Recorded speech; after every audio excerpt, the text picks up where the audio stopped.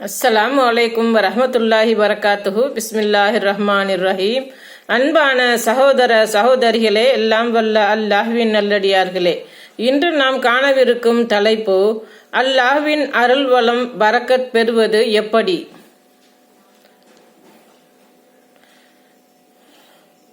தர்மம் செய்தல். நாம் சம்பாதிப்பதை நாமே அனுபவிப்பதை விட்டுவிட்டு தான தர்மங்களையும் கடமையான தர்மங்களையும் செய்ய வேண்டும். இறைக்கத்தான் ஊறும் என்று சொல்வார்கள். அதன் அடிப்படையில் நாம் அதிக தர்மங்களை செய்ய வேண்டும். அப்படி தர்மங்கள் செய்யும் போது அதில் பரக்கத் செய்வான்.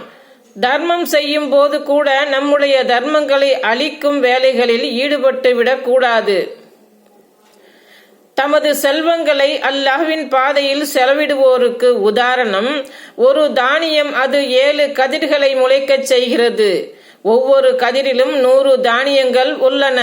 தான் நாடியோருக்கு அல்லாஹ் இன்னும் பன்மடங்காக கொடுக்கின்றான். அல்லாஹ் தாராளமானவன், அறிந்தவன். அல் குர்ஆன் அத்தியாயம் 2 வசனம் 261. நம்பிக்கை கொண்டோரே, அல்லாஹ்வையும் இறுதி நாளையும் நம்பாது மக்களுக்கு காட்டுவதற்காக தனது செல்வத்தை செலவிடுபவனைப் போல் உங்கள் தர்மங்களை சொல்லி காட்டியும் தொல்லை தந்தும் பாழாக்கி விடாதீர்கள். இவனுக்கு உதாரணம் மேலே மண் படிந்திருக்கும் வழுக்கு பாறை.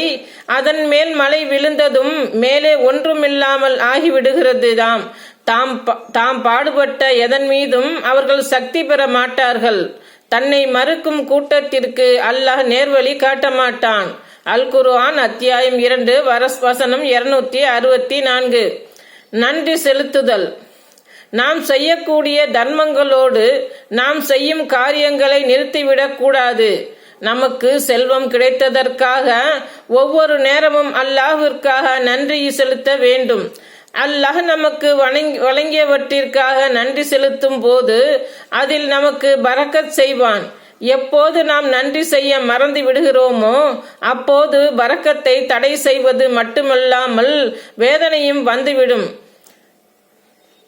இருக்கின்ற செல்வமும் பறிபோய்விடும் நிலை ஏற்பட்டுவிடும்.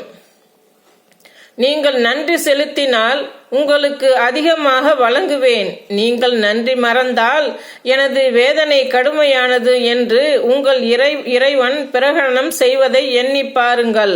அல் குர்ஆன் அத்தியாயம் 14 வசனம் 7. அஸ்ஸலாமு அலைக்கும் வரஹ்மத்துல்லாஹி வரகாத்துஹு.